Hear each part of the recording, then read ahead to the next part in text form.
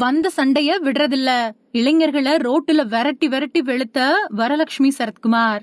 சரத்குமாரோட பொண்ணான வரலட்சுமி தொழிலதிபர் நிக்கோலாய் சச்தேவ காதலிச்சு கல்யாணம் பண்ணிக்கிட்டாங்க. கல்யாணத்துக்கு பின்னாடி தொடர்ந்து சினிமாக்கள்ல நடிச்சிட்டு வராங்க. ஆனா எதிர்பார்த்த அளவுக்கு அவங்களுக்கு வாய்ப்புகள் பெருசா கிடைக்கல. இந்த நிலையில அவங்க வாழ்க்கையில நடந்த சம்பவம் பத்தி தெரிய வந்திருக்கு. இது ரசிகர்களை பெரிய அளவுல அதிர்ச்சிக்குள்ளாக்கி இருக்கு. சரத்குமாரோட முதல் மனைவிக்கு பிறந்தவங்க வரலட்சுமி.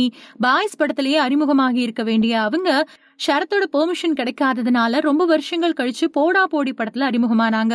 அந்த படம் துப்பாக்கி படத்துக்கு போட்டியா களமிறங்குச்சு. இதன் காரணமாவே அந்த படம் பெருசா ஓடல. அந்த சமயத்துல வரலட்சுமியோட நடிப்பு, நடனம் இது எல்லாத்துக்குமே பலத்த வரவேற்பு கிடைச்சது. முதல் படத்துல கிடைச்ச வரவேற்புக்கு அப்புறமா தாரை தப்பட்டை, விக்ரம் வேதா, மாரி 2, சண்டக்கோழி 2, சர்க்கார் அப்படின்னு வரிசையா நடிச்சாங்க. தமிழ் மட்டும் இல்லாம தெலுங்கு மொழியிலையும் கால் பதிச்சு தன்னோட திறமையை நிரூபிச்சதால கோலிவுட் அப்புறம் டோலிவுட்ல குறிப்பிடத்தக்க நடிகைகள்ல ஒருத்தரா மாறிட்டாங்க. அதீத திறமை வாய்ந்த அவங்களுக்கு இன்னும் சரியான அங்கீகாரம் கிடைக்கல அப்படிங்கறதா நிறைய பேரோட கருத்தா இருக்கு. அவங்க முதல்ல நடிகர் விஷால காதலிச்சதாவும், ஆனா விஷாலுக்கும் சரத்குமாருக்கும் நடிகர் சங்க பிரச்சனை வந்ததால அந்த காதல பிரேக்கப் பண்ணிட்டாங்க அப்படிங்கிற ஒரு தகவலும் இருக்கு.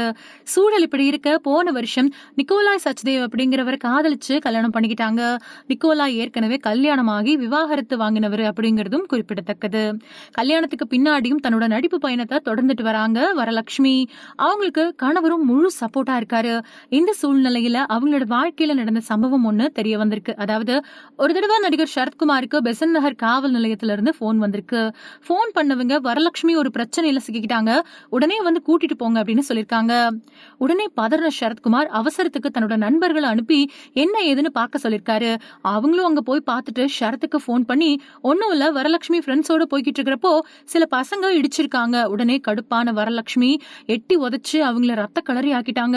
இப்படியா போட்டு அடிக்கிறது அப்படின்னு மக்கள் எல்லாம் சொல்லிருக்காங்க அப்படின்னு சொன்னாங்களாம். அதே மாதிரி மால் ஒண்ணுக்கு போறப்போ அவங்களோட பாக்கெட்ல இருந்த செல்போனை எடுத்த ஒருத்தரை விரட்டி விரட்டி வெளுத்துட்டாங்களாம். இத சரத்குமாரே ஒரு பேட்டியில பகிர்ந்துகிட்டாரு.